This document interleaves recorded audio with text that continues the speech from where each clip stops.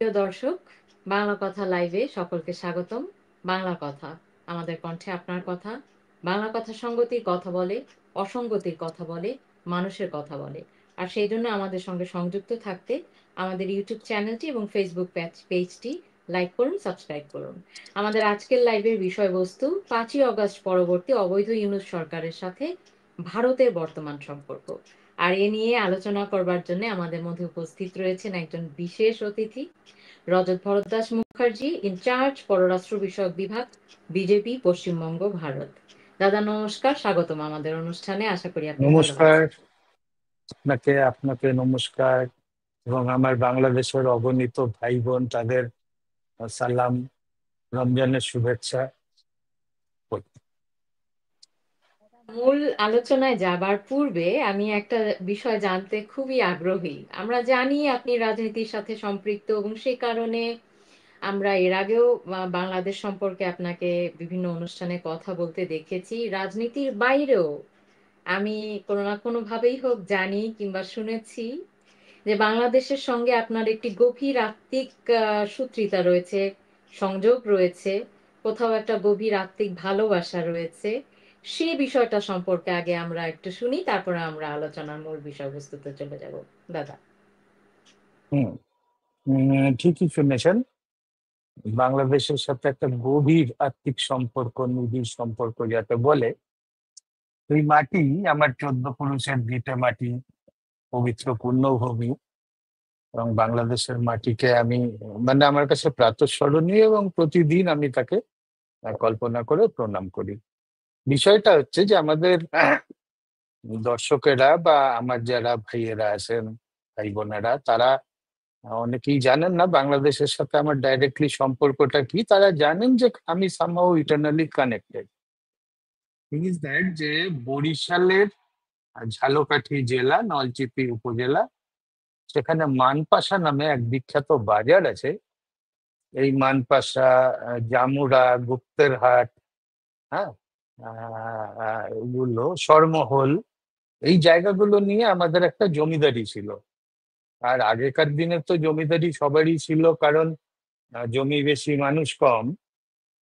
কিন্তু আমাদের যে জমিদারিটা ছিল, যেটা জেনেছি আর কি, সেটা বাংলাদেশে যে কতিপয় রেজিস্টার্ড জমিদার আছেন পরিবার আর কি, তার একটা পরিবারের বংশধর আমি। এই হচ্ছে বাংলাদেশের সাথে আমার একটা আত্মার আত্মীয়তা আর কি। তো যে কারণে যখনই বাংলাদেশ, আহ, তখন কোথাও গিয়ে আমি একটু সামহাউ নস্টালজিক হয়ে পড়ি। অথচ এটাও মানে আপনি জেনে অবাক হবেন যে এত বছর ধরে বাংলাদেশ নিয়ে কাজ করছি আমি, বিজেপির বিশ্ব বিভাগের প্রধান, পশ্চিমবঙ্গ বিজেপির। কিন্তু বাংলাদেশটা তো ডাইরেক্টলি দেখি এখানে আর কি আমার কোনো নেই, কো ইনচার্জ নেই। সেটা বিকজ অফ মানে দ্যাট ভালোবাসা আর কি। এই তাহলে আমরা বলতেই পারি যে আপনি এই মাটিরও সন্তান আসলে, এই নিশ্চিত। মাটিরও সন্তান নয়, এই মাটিরই সন্তান। 1950 সালে কোনো একটা কারণে আরো আরো কিছু সংখ্যালঘু, মানে বেশ কিছু অসংখ্য সংখ্যালঘুর মতো আমার পরিবারকেও চলে আসতে হয়। সেটা 1950 সালে, তখন বরিশাল দাঙ্গাটা চলছিল। মানে নোয়াখালী শেষ হয়েছে, বরিশাল, এবং যেদিন খবর পাওয়া যায় যে জমিদার বাড়ি আক্রান্ত হবে, তখন আমাদেরই একজন মানে সবচেয়ে বিশ্বস্ত প্রজা, গফরউদ্দিন চাচা নাম ছিল তার, তার সহায়তায় আমার পরিবার আত্মগোপন করে এবং রাতের অন্ধকারে দেশান্তরী হয়। মানে গতকাল যিনি জমিদার, পরের দিন তিনি উদ্বাস্তু শিবিরে একজন শরণার্থী। এই একটা যে 180 ডিগ্রি আমাদের লাইফে চেঞ্জ এসছে, ওটাও একটু কোথাও পীড়া দেয়। কিন্তু ভালো তো মাটিটার উপরে ভালোবাসা তো আসে, এটা তো অস্বীকার করা যায় না।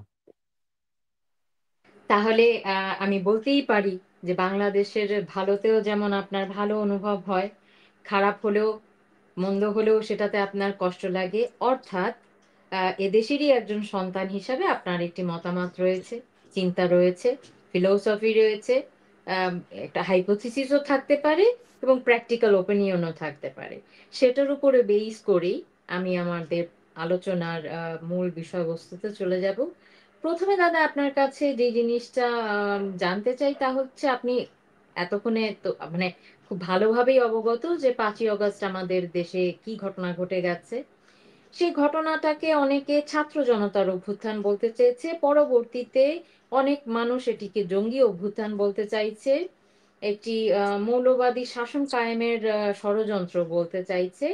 আর যেদিন আসলে 5ই অগস্ট দুপুরের দিকে যখন আমরা দেখলাম বঙ্গবন্ধুর মুরাল ভাঙা হচ্ছে, 32-এ বঙ্গবন্ধুর যে বাড়িটি ছিল সে বাড়িটি পুড়িয়ে ভেঙে ফেলা হচ্ছে, তখন যেন অনেক মানুষ আসলে যারা বুঝতেও পারেনি, তখন অনেকের যেন আসলে কিছুটা সম্বিত ফিরে পেল যে কোটা আন্দোলনের সঙ্গে এর সম্পৃক্ততা কোথায়, এবং তার পরবর্তী বিভিন্ন ঘটনার মধ্যে থেকে আজকের দিন পর্যন্ত আমরা মনে করি এটি একটি ভয়াল ষড়যন্ত্র। এবং অনেকে আশঙ্কাও করছে যে সামনে হয়তো বেশ কিছু জঙ্গি আক্রমণও আমাদের এখানে ঘটতে পারে। এই সার্বিক ঘটনাটাকে আপনি কিভাবে বিশ্লেষণ করবেন আপনার কাছে দাদা? 5ই অগস্ট ঘটনাটি আসলে কি? বিপান্বিতা, আন্দোলন সুস্থ এবং সুষ্ঠু গণতন্ত্রকে প্রতিফলিত করে। তো আমি তো বাংলাদেশের রাজনীতির সাথে সরাসরি সম্পৃক্ত নই। আমি যেটুকু খবর পাই through different media, social media, অন্যান্য যা প্ল্যাটফর্ম আছে, এবং আমার যারা লোকজন আছেন খোঁজবিতান কি হচ্ছে, তো তারা বলতো ছাত্র জনতার একটা আন্দোলন। তো মনের দিক থেকে একটু সমব্যথী হয়েও পড়েছিলাম। 16 বছরের আওয়ামী লীগের শাসন একেবারেই যে মানে যেটাকে তোমার বলে গভর্নমেন্টের বিরুদ্ধে একটা অ্যান্টি ইনকামবেন্সি মানুষের মনে, একটা জনরোধ, একটা ক্ষোভ জমানো হয়, নাথিং সারপ্রাইজিং। তো সোলং আমি কিছুটা মানসিকভাবে তাদের সমর্থনে ছিলাম, কিন্তু পরে গিয়ে যা যা দেখলাম ওয়ান আফটার অ্যানাদার, একটা একটা করে স্লাইড যদি পাশে রাখা যায়, তখন সত্যি কিছুটা ঘৃণা বিতৃষ্ণা জন্ম নিল আমার এই 18 কোটি ভাই বোনের প্রতি। ঠিক আছে, শেখ হাসিনা চলে এলেন, উনি স্টেটমেন্ট দিলেন যে লাশের ওপরে, স্তূপীকৃত লাশের ওপরে দাঁড়িয়ে রাজনীতি আমি করতে চাই না, প্রধানমন্ত্রী তো আমি নিতে ধরে রাখতে চাই না, তো উনি ছেড়ে চলে এলেন। শেখের বেটি উনি পেরেছেন, বীরাঙ্গনা নারীও বটে, যার বাবা এত বড় মুক্তিযোদ্ধা ছিলেন, কিন্তু তবুও আমার কিছুটা সমর্থন ছাত্রদের উপরে ছিল, নৈতিক, মানবিক। এবার দেখা কি গেল যে এটা আসলেই কোনো গণ অভ্যুত্থান নয়, এটা কোনো বিপ্লব নয়, এটা কিছু ছাত্র বাচ্চা বাচ্চা ছেলেদেরকে উস্কে দিয়ে তাদেরকে বিপথে চালিত করা হয়েছে। করেছেন কে? ডক্টর ইউনূস। এবং পরে জানা গেল যে এই যে ডিপ স্টেট, হ্যাঁ, ডোনাল্ড লু, জর্জ সোরস, এই নামগুলো যে উঠে এলো, তখন কিন্তু ডট গুলোকে কানেক্ট করলে বোঝা যায় তো পুরো ব্যাপারটাই কিন্তু ওই মেটিকিউলাসলি ডিজাইন, যেটা ডক্টর ইউনূস বলে ফেলেছেন আনকনসিয়াসলি, সেটাই কিন্তু প্রতিষ্ঠিত হয়। এবার তারপরে একটু রাগও হয় আমার যে একজন 80 বছরের বৃদ্ধা,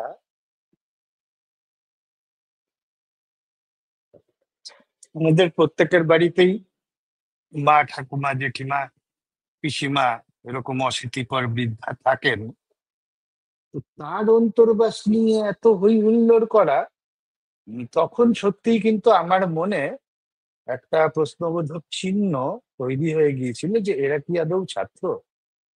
এরা কি দেশের উন্নয়নের স্বার্থে কি এই বিদ্রোহটা করলেন?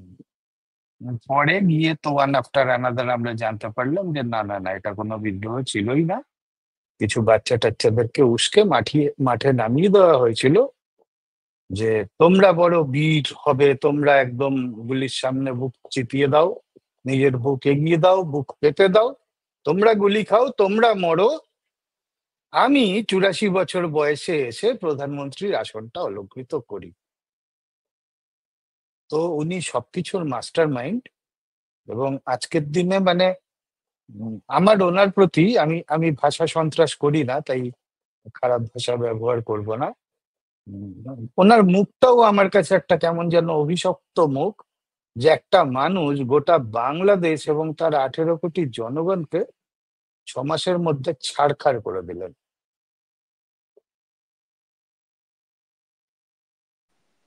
এই আহ হচ্ছে আমার দাবি। বুঝতে পারলাম দাদা।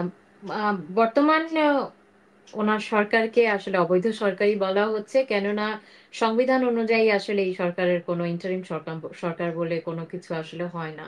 এবং আমরা কিছুদিন আগে ওনার নিউলি অ্যাপয়েন্টেড একজন অর্থনীতি বিষয় সম্পর্কে বাংলাদেশের ওনাকে পরামর্শ দিয়ে সাহায্য করবেন আনিসুজ্জামান চৌধুরী, ওনার একটি বক্তব্য শুনেছি যে অর্থনীতির বর্তমান বাংলাদেশের অর্থনীতির ভয়াবহ বাজে অবস্থা, যেটা উনিই বলছেন, অনারই লোক বলছেন যে বিগত 15-20 বছরের মধ্যে আসলে বাংলাদেশের অর্থনীতির এতটা জঘন্য বাজে অবস্থা হয়নি। অথচ আমরা দেখেছি উনি সুইজারল্যান্ড গিয়েছিলেন, একটি একটি আম, আম, একটি সম্ভবত সামিট বা এরকম কোথাও, যেখানে 47টা মিটিং উনি করেছিলেন। দুটি বৈঠক অবশ্য গোপন বৈঠক হয়েছে, যেটা কোনো সংবাদ মাধ্যমে আসেনি, কিন্তু এই 47টা মিটিং এর ফলে আমরা ভেবেছিলাম যে বাংলাদেশে হয়তো অনেক ডোনেশন আসবে, অনেক উন্নতি হবে। আপনার কথা থেকেই আমি সংযুক্ত করে কথাটি বলছি, যেহেতু আপনি বললেন ছারখার হয়ে গেছে। তো উনি আসলে ক্ষমতা বসবার পূর্বে এবং ক্ষমতায় বসবার পরে একটি আহ, হুমকি দিয়েছিলেন, বলেছিলেন যে ভারত যদি আসলে কোনো রকম হস্তক্ষেপ করে বাংলাদেশের বিষয়, তাহলে সেভেন সিস্টার্স এর অবস্থা উনি একটু বেসামাল করে দিবেন। তো এই বিষয়ে আসলে আপনার মতামত কি দাদা? বালখিল্য কথাবার্তা। আমি কি বলবো, কিছু বলাই, এর উত্তর দেওয়াটাই অপ্রয়োজনীয়। আর আমি দেখেছি উনি যা কথা বলেন তার অর্ধেকটাই অবান্তর। হ্যাঁ, ভীষণ অবৈজ্ঞানিক কথাবার্তা উনি বলেন। উনি ঢাকা এয়ারপোর্টে নেমে ওনার প্রথম স্টেটমেন্ট ছিল, যখন তাকে প্রশ্ন করা হয় ভারতের সাথে সম্পর্ক, উনি এমন ভাবে বললেন যে অ্যাজ ইফ উনি যেন মার্কিন প্রেসিডেন্ট অবতরণ করেছেন, যে ভারত আমাদের থেকে কেমন ব্যবহার চায় সেটা ভারতের উপরে ডিপেন্ড করে, লেট দেম ডিসাইড।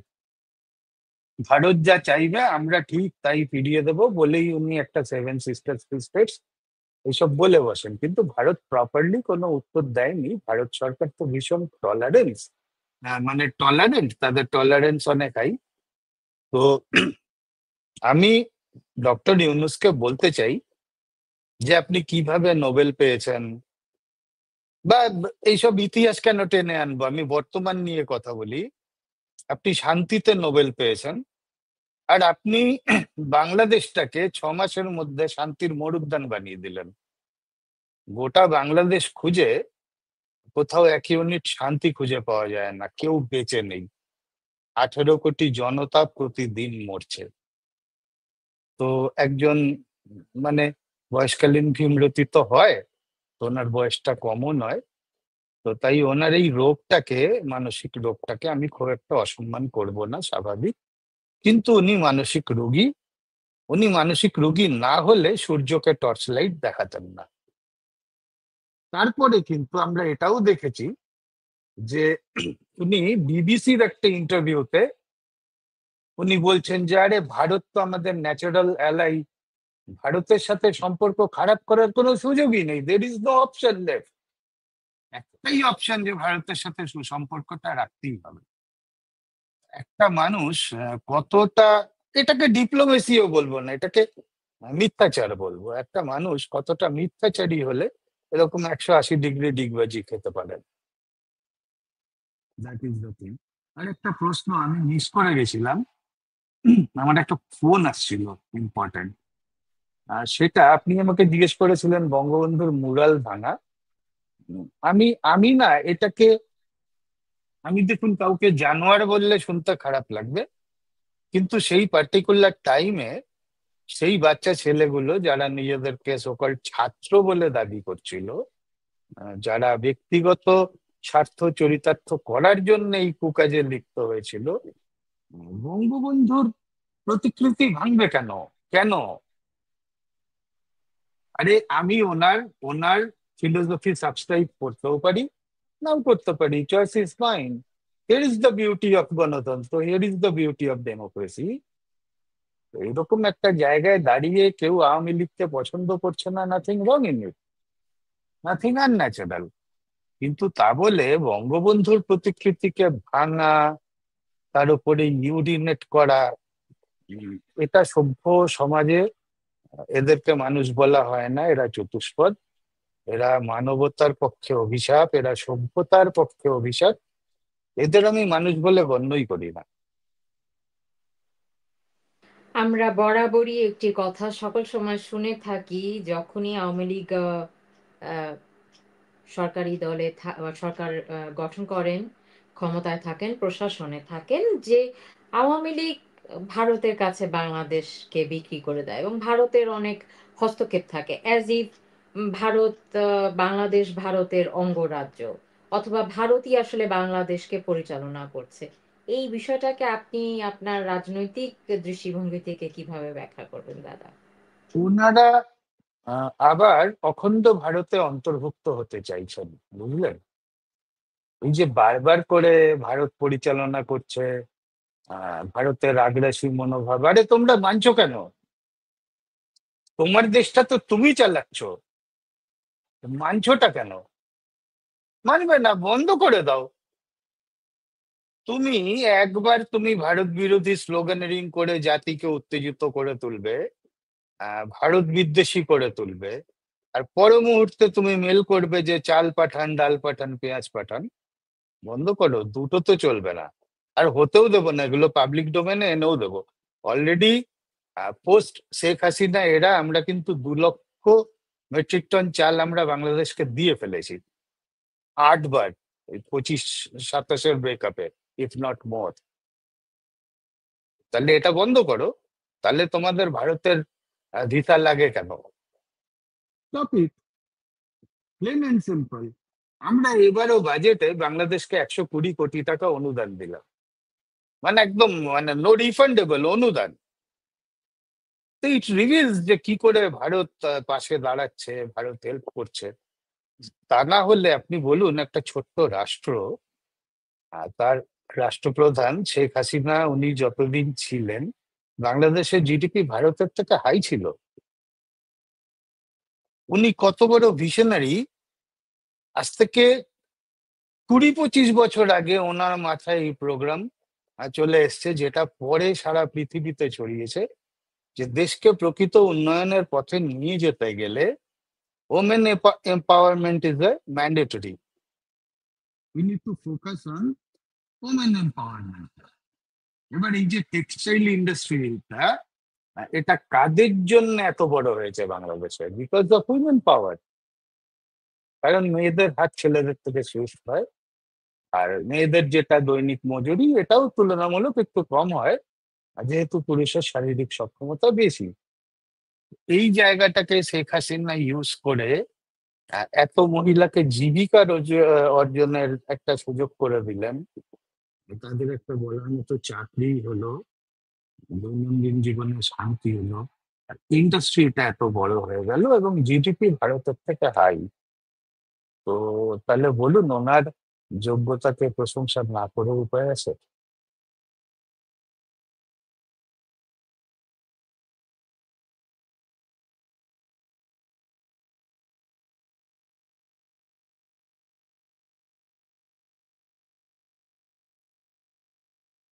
আমি শুনতে পাচ্ছি না কিন্তু আপনার ভয়েস। হ্যালো? এখন শুনতে পাচ্ছেন দাদা? হুম হ্যালো? হুম হুম হুম। হ্যাঁ হ্যাঁ, বলুন। সমস্যা হচ্ছিল মাইক্রোফোনে। হুম হুম। আবার অনেকে যারা আছেন হয়তো আওয়ামী লীগের যে সমর্থক এমনটাও নন, কিন্তু তারা এই কথা বলে থাকেন যে আওয়ামী লীগই আবার একমাত্র রাজনৈতিক দল বাংলাদেশে যারা আসলে বিভিন্ন রকমের নেগোসিয়েশন, কন্ডিশন, এই জায়গাগুলোতে আসলে যেতে পারে ভারতের সঙ্গে। আমি আজকে যেহেতু আমাদের আলোচনার বিষয়বস্তুই হচ্ছে যে 5ই অগস্ট পরবর্তী আসলে বর্তমান বাংলাদেশে যিনি অবৈধ সরকার রয়েছেন তার সাথে ভারতের বর্তমান সম্পর্ক, তো এখানে উম, মাননীয় ভারতের সেনা প্রধান কিছুদিন আগে একটি বক্তব্য দিয়েছেন, সেটা আমরা শুনেছি, আপনি তো ভালোভাবেই জানেন দাদা। সেটা হচ্ছে বর্তমান সরকারের পতন না হলে ভারতের সাথে বাংলাদেশের সম্পর্কের যে অবনতি হয়েছে তা উন্নত হবে না। এখন কথাটা হচ্ছে উনি বলেছেন সম্পর্ক অবনতি হয়েছে, তার মানে কোথাও কোথাও আসলে সম্পর্কটা অবনতি হয়েছে, কোথাও এর পেছনের কারণ কি, বা আপনার কাছে আসলে কি মনে হয় সেই বিষয়টা আসলে জানতে চাচ্ছি। দেখুন, ডিপ্লোমেসিতে অবনতি হয়েছে এরকম ডাইরেক্টলি বলা যায় না। এটা একটু শ্রুতিকটু শোনায়, কিন্তু এটাও তো বাস্তব যে সম্পর্কের অবনমন তো ঘটেছে। তুর্কি থেকে ওই আপনার ওগুলোকে কি বলে, ওই যে ড্রোন, তুর্কি থেকে ড্রোন কিনে, মানে তা ভারতের সীমান্তে পাঠিয়ে ভারতকে চমকানো হচ্ছে। মাহফুজ আলম, আপনাদের একজন উপদেষ্টা, উনি একটা ম্যাপ প্রকাশ করে দিচ্ছেন যে আমরা সেভেন সিস্টার দখল করব, অমুক করব, তমুক করব। তো এটা প্রশ্নটা কি ছিল অ্যাকচুয়ালি, বলুন আরেকবার। আহ, ভারতের সেনা প্রধান বলেছেন যে বাংলাদেশের সঙ্গে সম্পর্কের যে অবনতি হয়েছে তা উন্নত হবে না যদি এই এখন যে সরকার আছে তা সেই সরকারের পতন না ঘটে। যেহেতু উনি অবনতি কথাটা বলেছে, তার মানে এটা নিশ্চিতভাবে ইঙ্গিত করে যে সম্পর্কের কোথাও অবনতি হয়েছে বর্তমান সরকারের আসার পর থেকে ভারতের সঙ্গে হ্যাঁ হ্যাঁ, বাংলাদেশ। অবনমন আছে, তো অবনমন আছে, এটা নিয়ে no two opinion on that. অবনমন আছে। আর ফার্স্ট কথা, আর সেকেন্ড কথা হচ্ছে যে আমরা তো সরকার বলে মানি না। আমরা বড় জোর, মানে আমি, আপনি যদি আমার এর আগের কোনো পডকাস্ট বা আমার কোনো ভিডিও দেখে থাকেন অন বাংলাদেশ, আপনি শুনবেন আমি সবসময় বলেছি একদল দুর্বৃত্ত শাসক, যারা গায়ের জোরে চেয়ারটা ছিনিয়ে নেন, এবং তারা ভেবেছিলেন যে এটা বোধহয় একটা সুদূর প্রসারী ওনাদের ফেভারে গেমটা চলে এলো। তা তো নয়, তা তো নয়। This has come to an end. বলুন। আহ এর পূর্বের কোন সরকার বাংলাদেশে আমরা কখনো এই পরিমাণ আসলে সেভেন সিস্টার্স নিয়ে ষড়যন্ত্র কিংবা আপনি যেটা বলছেন ড্রোন পাঠাচ্ছে সেটা আমরা দেখেছি। সেই খবরও আমরা পড়েছি, জেনেছি। এই এই বর্তমান যে সরকার আছে তাদের এই আক্রমণাত্মক আচরণটা কেন ভারতের সাথে, দাদা আপনার আপনি আমাদেরকে একটু সাধারণ মানুষের বুঝবার জন্য যদি বিষয়টা একটু বুঝিয়ে বলেন, এর পেছনে রাজনৈতিক কারণই বা তাদের আসলে কি? এটা এইগুলো না, এই যে ওনারা যেগুলো বলেন এগুলো আসলে পলিটিক্যাল রেটরিক। হ্যাঁ, একটা ন্যারেটিভ ক্রিয়েট করা। কি ন্যারেটিভ? এমন একটা ন্যারেটিভ যেটা জনসাধারণের মধ্যে ভীষণভাবে গ্রহণযোগ্য হবে। পাকিস্তান দেশটাও এত বছর ধরে টিকে আছে, তাদের পড়াশোনা নেই, শিল্প নেই, কিছু নেই, কিন্তু দেশটা কোনোভাবে টিকে আছে।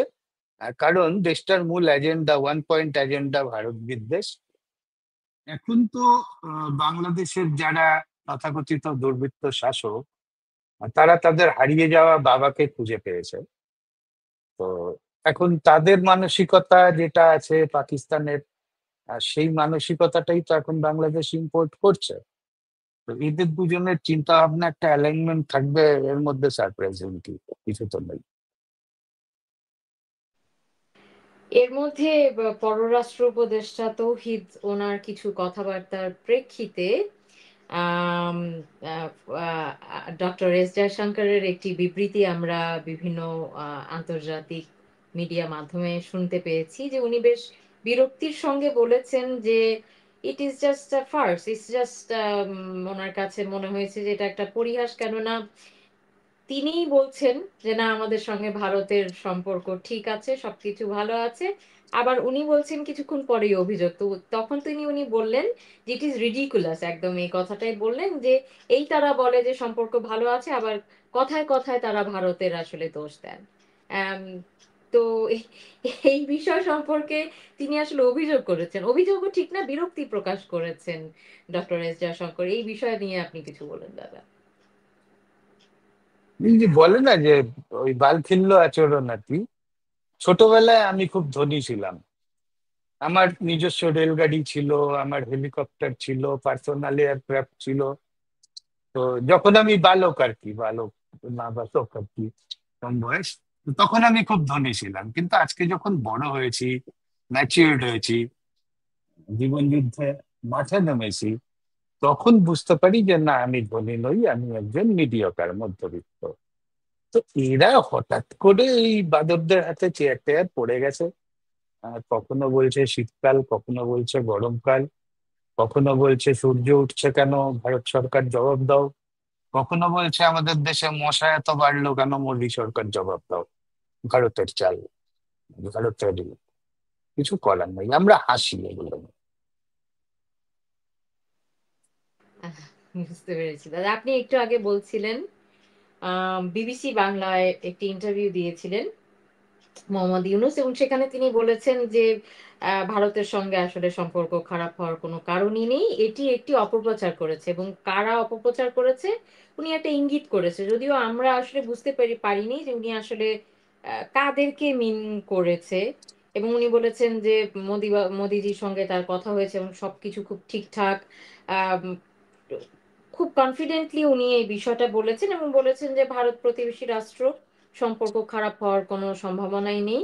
এই যে ওনার হঠাৎ একটি পরিবর্তন, যেই মানুষটি 6-7 মাস আগে বেশ হুঙ্কার ছেড়ে বলেছিলেন, ভারতকে সাবধান করেছিলেন, এই মাত্র 5-6 মাসের মধ্যে তার এই 360 ডিগ্রি অ্যাঙ্গেলের পরিবর্তনের পেছনের কারণ আপনি কি মনে করেন?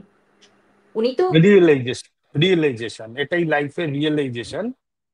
শৈশবে আমি খুব ধনী ছিলাম, যখন আমার 5 বছর 6 বছর বয়স।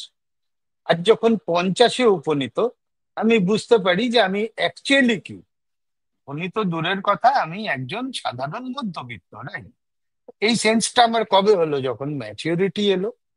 এরা দুদিন হয় এসছে, এরা তো হাতে মানে চাঁদ পেয়ে গেছে। তো কি বলতে হয় কি বলতে হয় না, যখন যেমন খুশি, যখন যে স্টেটমেন্টটা আর কি মানানসই হয়, এনারা সেইভাবে কথাবার্তা বলছেন। তো তার থেকে বেশি কিছু প্রত্যাশাও করি না আমরা, কারণ সবাই তো শেখ হাসিনা হন না।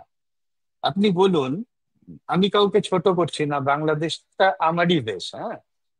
আজকে বাংলাদেশের কাছে কি আছে যে সারা বিশ্বে বাংলাদেশের বিরাট একটা গ্রহণযোগ্যতা হয়ে যাবে?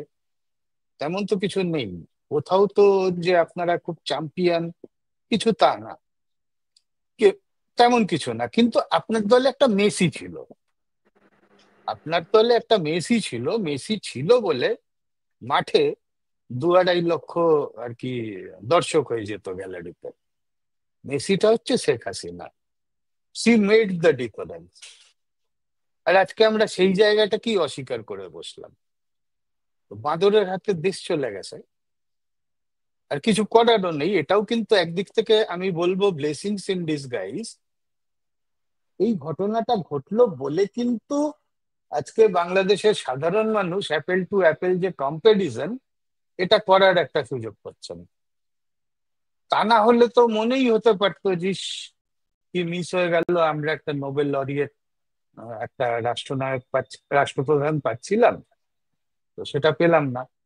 আজকে লোকে বুঝতে পারছে যে রিয়ালিটিটা কি। এখন সবাই বলছে, বাংলাদেশের সাধারণ মানুষ, যে নেত্রীকেই ফেরত চাই। দেশকে যদি কেউ দিশা দিতে পারে, উনি শুধু শেখ হাসিনা, অন্য কেউ নন। এটা হওয়া খুব দরকার ছিল, এটা হওয়া দরকার ছিল। বলাই আমার মনে হলো যে একটি প্রশ্ন আসলে আপনাকে করি।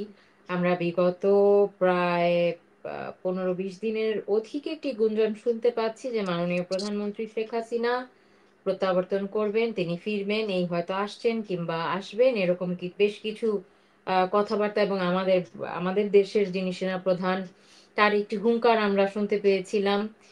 তিনি এটাও বলেছেন যে আসলে নিজেদের মধ্যে যদি আসলে কাদা ছোড়াছুড়ি বন্ধ না করা হয়, তাহলে বাংলাদেশের সার্বভৌমত্ব আসলে বিপদের মধ্যে পড়বে।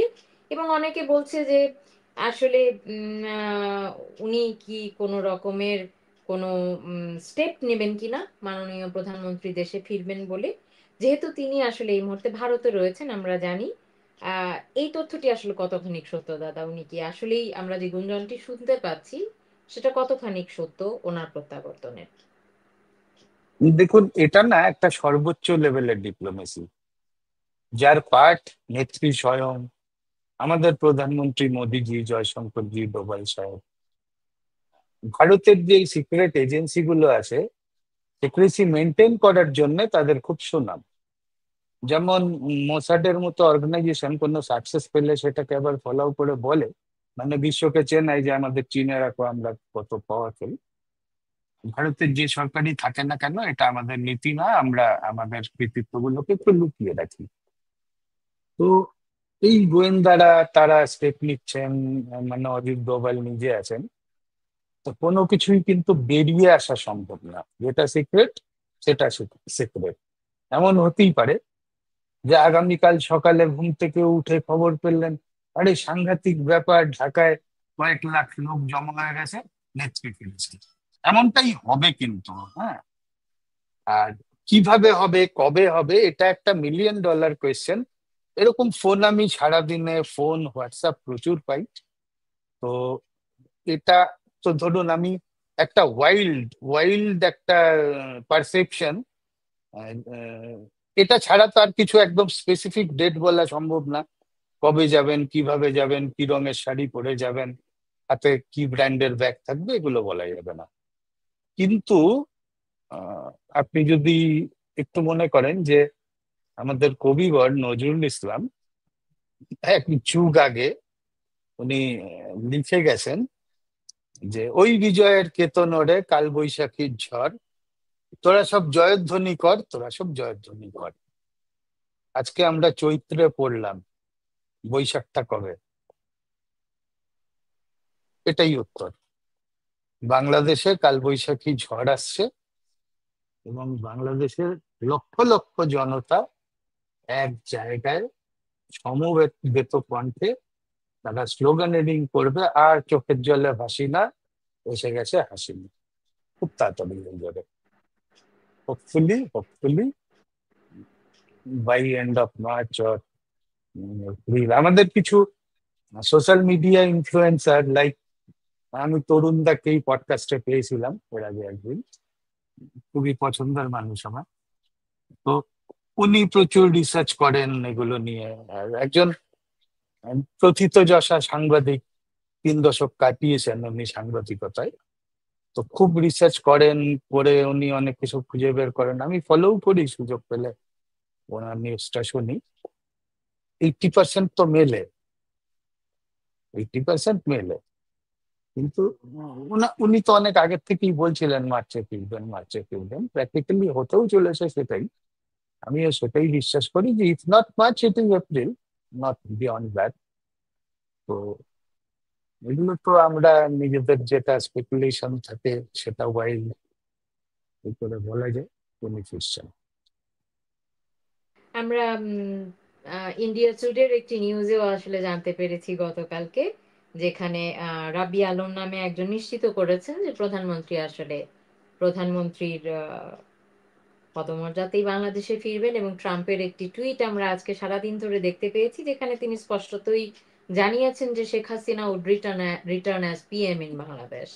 সো নিশ্চয়ই আপনার সঙ্গেও আমরা আরো বাকি কথা মিলিয়ে নিচ্ছি। আমরা দেখতে পাচ্ছি আসলে বাংলাদেশে বিগত এই রমজান মাসে, আমি অ্যাকুরেট হিসাব বলবো না, মানে গত মাসের আগ পর্যন্ত প্রায় 774-এর মতন ধর্ষণ ছিল। আর গত এক মাসে আসলে প্রতিদিনে কি পরিমাণ ধর্ষণ হয়েছে তার আসলে কোনো ইয়ত্তা নেই। যেই ছোট্ট শিশুটির ধর্ষণকে নিয়ে আসলে অনেক হাহাকার তৈরি হয়েছিল বাংলাদেশে, সেই শিশুটি মারাও গেছে। উম, এখন এই মুহূর্তে যেই আসলে ছাত্র জনতার যে সমস্ত সমন্বয়, যাদের আসলে পূর্বসূত্রিতা কিংবা পূর্ব পরিচয় আসলে জানা গেছে যে তারা না আসলে শিবিরের লোকজন, তারা বলছেন যে আসলে পূর্বের আম, অনেক রকমের বিচার আচার হয়নি বলে আজকে এই ধরনের ধর্ষণ হচ্ছে। এটা যেমন একটি বিষয়। আবার এই যে এত বাংলাদেশের হিন্দুদের উপরে নির্যাতন হচ্ছে, আজকে যেমন ঢাকেশ্বরী মন্দিরে হোলি খেলতে পারেননি তারা। তারা অনেকে বলছেন যে তারা বলতে সাহস করছেন না, আর প্রশাসন থেকেই বাধা ছিল, যে কারণে তাদের কমিটি থেকে তারা কোনো অশান্তি চান না বলে বিধায় তারা এটা মেনে নিয়ে চুপচাপ সেটা পালন করেনি। কিন্তু দাদা, আপনি তো অবগত যে কি পরিমাণ হিন্দু নির্যাতন হয়েছে। এই বর্তমান অবৈধ সরকারের লোকজন এবং এদের সমর্থিত কিছু মানুষজন সব সময় বলছে যে এটি আসলে ভারতেরই করা কাজ।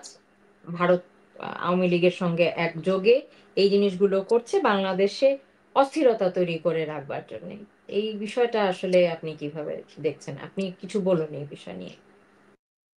দেখবেন প্রাকৃতিক দুর্যোগ যখন আসে, ভূমিকম্প, বন্যা, ঝড়, এক শ্রেণীর দুর্বৃত্ত তারা মাঠে নেমে পড়ে এই এই সময়ের সুযোগটা নেওয়ার জন্য। চুরি, ডাকাতি, এটা ওটা। 5ই আগস্টের পর থেকে যখন বাংলাদেশের ল অ্যান্ড অর্ডার বলে আর কিছু রইলো না, পুলিশ প্রশাসন বলে যখন আর কিছু রইলো না, কোনো অ্যারেস্ট নেই, কিছু নেই, বাদরের হাতে স্টিয়ারিং, বাদরের হাতে স্টিয়ারিং, তো যখন ভয় ভীতি নেই, তো তাহলে বেতি গঙ্গায় হাত ধুয়ে নাও, করো, চুরি করো, ডাকাতি করো, রেপ করো, মলেস্টেশনের সাথে জড়িয়ে যাও, দু একটা হিন্দু টিন্দুকে একটু মেরে দাও, হিন্দু মা বোনেদের হাত ধরে টানাটানি করো, ধর্ষণ করো। কিন্তু একটা একটা স্টুপিড জাতি এটা বোঝে না যে আমরা বাংলাদেশকে ওন করি ভীষণ ভাবে। কারণ বাংলাদেশ ভূমিষ্ঠ হয়েছে একটা স্বাধীন সার্বভৌম রাষ্ট্র হিসেবে। বাংলাদেশ ভূমিষ্ঠ হয়েছে ভারতের হাত ধরে, ভারতের সাহায্যে। সম্মানিত হবে বলে আমরা বলি না যে আমাদের একটা অপত্য স্নেহ আছে, আমরা বলি বন্ধু। কিন্তু বিষয়টা তো তা নয়, স্নেহটা অপত্য স্নেহ আছে। এই যে বাংলাদেশের প্রতি আমাদের এত ভালোবাসা, এত আবেগ মথিত, আমি নিজেও একজন, যে আমি আমি আপনার পডকাস্টে এসছি কেন, what I will get out of it? Bangladesh তো আমার রাজনীতি করার জায়গা নয়। তো আমি আপনার সাথে পডকাস্টে এসছি বিকজ অফ মাই, আমার 18 কোটি ভাই বোন আমার কাছ থেকে কিছু জানতে পেরে যদি তারা কিছুটা মানসিক শান্তি পান, তো এই জন্য আসা। তো ভারতের একটা অপত্য স্নেহ আছে বাংলাদেশের ওপরে। আমরা ভীষণ টলারেন্স একটা জাতি, মানে টলারেন্ট একটা জাতি, আমাদের টলারেন্স খুব হাই।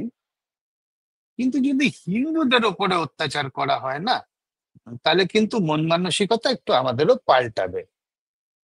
হ্যাঁ, মানে this may not go so unchallenged like this. বাংলাদেশের মানুষকে বুঝতে হবে যে এই 2-2.5 কোটি যে সংখ্যালঘু আছে মূলত হিন্দু, তারাই কিন্তু আমাদের ঢাল। আমরা যদি সবাই মিলে হিন্দুদেরকে প্রোটেকশন দিয়ে না রাখি, তাহলে কিন্তু আমাদের কপালে অশেষ দুর্গতি আছে। তা আমি করজোরে, আমি বারবারই আমার সবকটা ভিডিওতেই আমি বাংলাদেশের যারা সংখ্যাগরিষ্ঠ তাদের কাছে করজোরে নিবেদন করেছি যে সনাতনীদের আগলে রাখুন, বুকে জড়িয়ে রাখুন, তাদের ক্ষতি করবেন না। সামহাও কিন্তু ভারতটাই হিন্দুদের সনাতনের হেডকোয়ার্টার, যেমন আপনার ভ্যাটিকান খ্রিস্টানদের। তো এটা করলে পরে তো দুর্ব্যবহার আমরাও করব, বন্ধ হওয়া দরকার। শেখ হাসিনা ফিরে গেলে আবার ল অ্যান্ড অর্ডার চলে আসবে, আবার নর্মালসি রেস্টোর্ড হবে। We are waiting for the day. এটি সম্পূর্ণ আপনি ডিনাই করছেন। তারা যে বিষয়টা বলছে যে আসলে এটা ভারতের একটা ইনফ্লুয়েন্সে হচ্ছে আওয়ামী লীগের সঙ্গে একত্রভাবে, যে দেশের পরিস্থিতি খারাপ করবার জন্য। অনেকগুলো ভাষা আছে আমরা শুনি যে শ্রমিক লীগ হয়ে ফিরে এলো আওয়ামী লীগ, গার্মেন্টস লীগ হয়ে ফিরে এলো আওয়ামী লীগ, রিক্সা লীগ হয়ে ফিরে এলো আওয়ামী লীগ। সো আওয়ামী লীগই সবকিছু করছিল বলে এরকমটা আমরা শুনছিলাম। সেখানে আপনি উল্টোটা বললেন দাদা, যে আসলে হিন্দুদের উপরে নির্যাতন বিষয়টাকে ভারত একেবারেই ভালো চোখে দেখে না। সো তাদের এখানে ইনফ্লুয়েন্স থাকার আসলে কোনো প্রশ্নই ওঠে না। তার মানে মানুষকে আসলে কোনো না কোনো ভাবে ভিন্ন খাতে মন ফেরানোর ঘোরানোর জন্য হয়তো এই ধরনের আসলে ষড়যন্ত্রমূলক কথা বলে থাকে। আপনি ঠিকই বলেছেন দাদা, আসলে 1971 ডিসেম্বরের আসলে ভারত থেকে আমরা যেই সহযোগিতাটা পেয়েছি সেটা আমাদের স্বাধীনতা কিংবা বিজয় আসলে প্রাপ্তিতে আসলে একটু ত্বরান্বিত হয়েছে। আমরা হয়তো বিজয়ী হতাম, ভারতের সাহায্য ছাড়া আমাদের হয়তো অনেক সময় লেগে যেত, আমাদের হয়তো ক্ষয়ক্ষতির পরিমাণটাও আরো অনেক বেশি হতো। এ নিয়েও একটি কথা প্রচুর কথিত রয়েছে, যেটা এইবারে 5ই আগস্ট পরবর্তী জেনজিদের মধ্যেও অনেক বেশি পুশ করা হয়েছে, সেটা হচ্ছে ভারত তার নিজের স্বার্থে 1971 সালে বাংলাদেশকে স্বাধীন করবার জন্য সহযোগিতা করেছিল। এই এই স্বার্থটি আসলে কি স্বার্থের কথা কি তারা কি বলছে? স্বার্থ? রাইট, এগুলো না, এগুলো যারা বলেন তারা ইতিহাসটা পড়েননি, তারা জানে না। বাংলাদেশ আমাদের কাছে কি, ভারতের যে রাজ্য এবং কেন্দ্রশাসিত অঞ্চল অলমোস্ট 40টা, এই 40টা রাজ্য কেন্দ্র শাসিত শাসিত অঞ্চলের একটা ভেঙে গিয়ে তার 2/3 হয়েছে বাংলাদেশ, 1/3 হয়েছে পশ্চিমবঙ্গ, রাইট? বাংলাদেশ আমাদের জন্য এত কি ইম্পর্টেন্স রাখে? কিছু না। আমাদের হাত ধরে জন্ম নিয়েছে, একটা অপত্য স্নেহ আছে। দেশটা তো ভদ্রসভ্য ছিল এতদিন, তাই আমরা একটা হেল্প করে গেছি। আপনি বলুন যে পৃথিবীর ইতিহাসে এমন অনেক ঘটনা আছে বিভিন্ন দেশ আরেকটা দেশকে লিবারেশনে হেল্প করেছে, কিন্তু তারা সেই দেশের কিছুটা ভূখণ্ড নিয়ে নিয়েছে বা সেখানে একটা আর্মি বেস তৈরি করে নিয়েছে। আমরা কোনটা করেছি? আমাদের যে কয়েক লক্ষ সেনা মারা গেল, যারা আত্মাহুতি দিল, আমাদের ইন্টারেস্ট কি ছিল?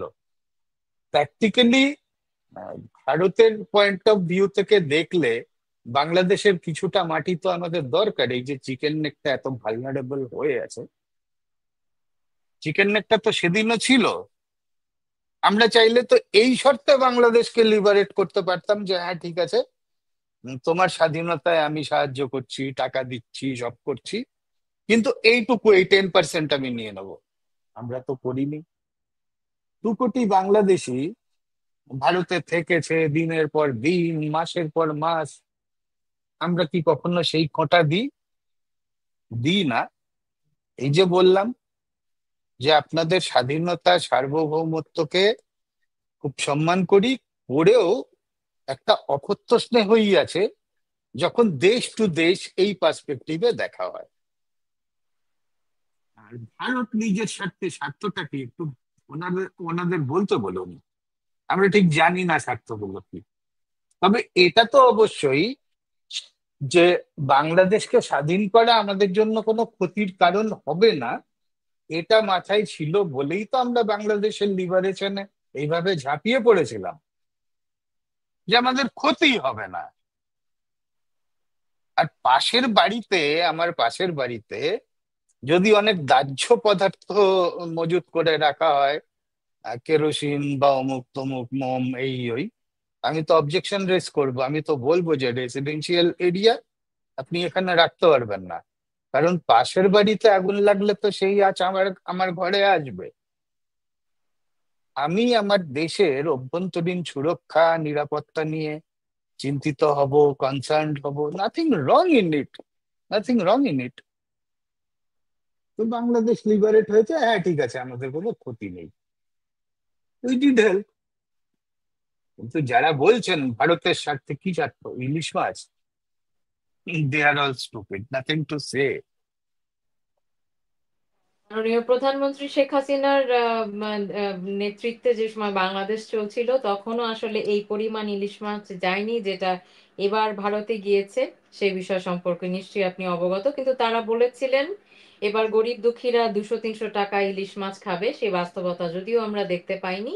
তারা বেশ কড়া দামে ইলিশ মাছ বিক্রি হচ্ছে, এবং অনেক ইলিশ মাছ আসলে তারা বলেছিলেন পাঠাবেন না, কিন্তু পাঠিয়েছেন।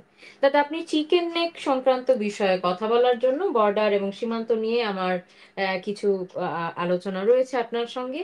এবং এখন বর্তমান আমেরিকার যিনি প্রেসিডেন্ট ডোনাল্ড ট্রাম্প, তিনি আসবার পরে মোদিজি আপনার ভারতের যিনি প্রধানমন্ত্রী তারা দুজন দুজন দেখা করেছেন, এবং তারা এই ডুয়ো, আমি বলবো এই ডুয়ো, আহ, ট্রাম্প মোদিজিকে বলেন হাউডি মোদি, তাদের মধ্যে একটা তারা buddy, they are very like in buddy দেড় বাটি। Relationship, they are buddies right. Actually. তারা একটি কথা ডিক্লেয়ার করেছে, zero zero tolerance to ISIS and এই জঙ্গিবাদ, এই ধরনের মৌলবাদের। Terrorism, terrorism. আমরা একটি ভিতরে ভিতরে কথা শুনতে পাচ্ছি যে আহ, আরাকান এলাকার দিকে ফোর ব্রাদার্স, আরাকানদের মধ্যকার মিলিটেন্ট আর্মি, আরসান এবং আরো তিনটি গ্রুপ যাদেরকে বলা হচ্ছে ফোর ব্রাদার্স, এবং আমাদের বাংলাদেশের ভেতর থেকে হিজবুত, হেফাজত এবং জামাতে ইসলাম, তারা তিনজন, তারা তিনটি দল, সব মিলিয়ে এই সাতটি জঙ্গি সংগঠন আসলে ডক্টর মোহাম্মদ ইউনূসের সঙ্গে, I am not sure if he still doctor, anyway Mohammad ইউনূসের সঙ্গে আসলে গোপনে বৈঠক করেছেন আমাদের একজন উপদেষ্টা রেজওয়ানা, উনিও দেখা করেছেন, এবং পাকিস্তানের হাই কমিশনার আম, তিনিও কক্সবাজারে দেখা করেছেন, এবং তারা একটি সেন্ট মার্টিন উম, যাত্রাবাহী জাহাজে দেখা করেছে বলেও এরকম শোনা যায়। তাদের মূল উদ্দেশ্য একটি আম, আমার কথা কি শোনা যাচ্ছে? অডিবল। জঙ্গিবাদ উত্থানের এরকম কোন রকমের তাদের ইসলামী বিপ্লব যেটা বলে সে ধরনের একটি ষড়যন্ত্র বা পরিকল্পনা থাকতে পারে। এটিকে আসলে ভারত কিভাবে দেখবে বলে আপনি মনে করেন? না না, ভারত তো আমাদের স্পষ্ট অবস্থান যে আমরা জঙ্গিবাদের বিরুদ্ধে 100%। ঠিক আছে, আমরা কোনো জঙ্গিবাদকে আশ্রয় প্রশ্রয় দেওয়ার কথা ভাবিও না, সমর্থনও করি না। তো যদি তেমন কিছু হয়, ভারতের অবস্থান এক্ষেত্রেও অন্যথা হবে না, একই থাকবে।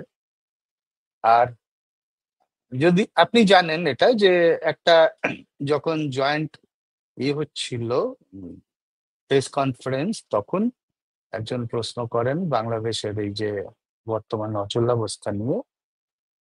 তো প্রেসিডেন্ট ট্রাম্প বলেন যে আরে Modiji is the person who will look into it, he will take a call.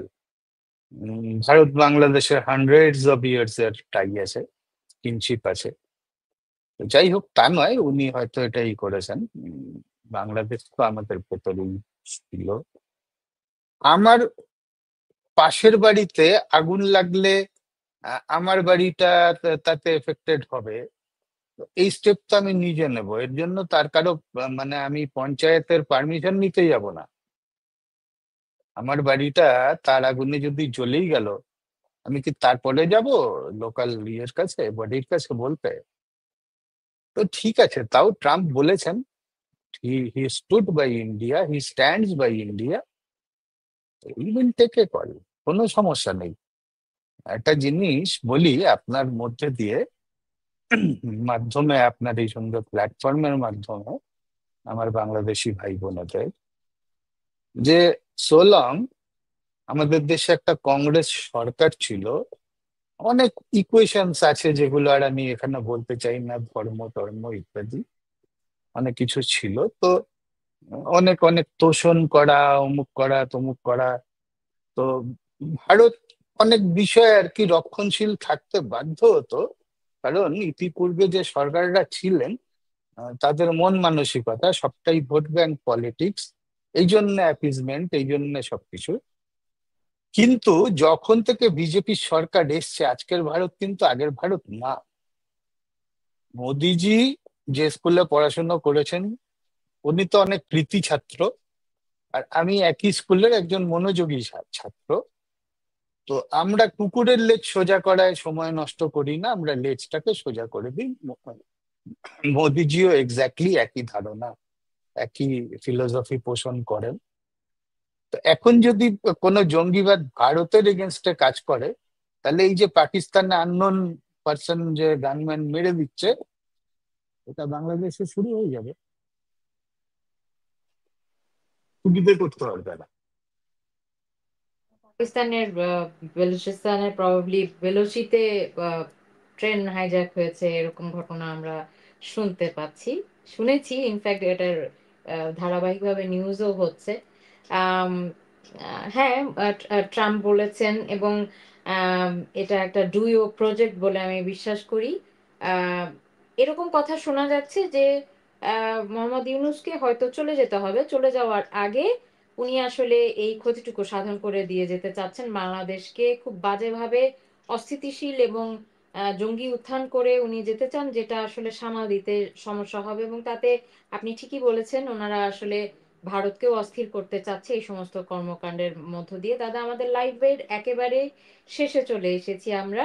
এই সার্বিক আলোচনার উপরে এবং ভারতের সঙ্গে বর্তমান বাংলাদেশের সম্পর্ক এবং সামনে কি হতে যাচ্ছে, মাননীয় প্রধানমন্ত্রী দেশে ফিরছেন, সবকিছু মিলিয়ে আপনার কথা দিয়েই আমরা শেষ করব লাইভটি। আপনার যারা বাংলাদেশে যারা আপনার ভক্ত রয়েছে বা আপনি যাদেরকে ভালোবাসেন, যারা এই মুহূর্তে আমাদের সঙ্গে লাইভটি এতক্ষণ দেখলেন, সব মিলিয়ে আমি এটাই বলতে চাই, বাংলা কথার দর্শক এবং বাংলাদেশের মানুষের উদ্দেশ্যে আপনার কিছু বলবার থাকলে বলুন, তারপরে আমরা লাইভটি শেষ করব।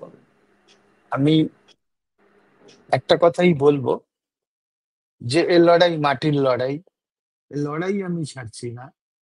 অত্যাচার যতই করো, এ লড়াই আমি হারছি না। তো যারা বাংলাদেশের স্বাধীনতাকে সম্মান করেন, এই যে লার্জার সেকশন অফ পিপল, তাদেরকে বলবো লড়াইটা করে যান।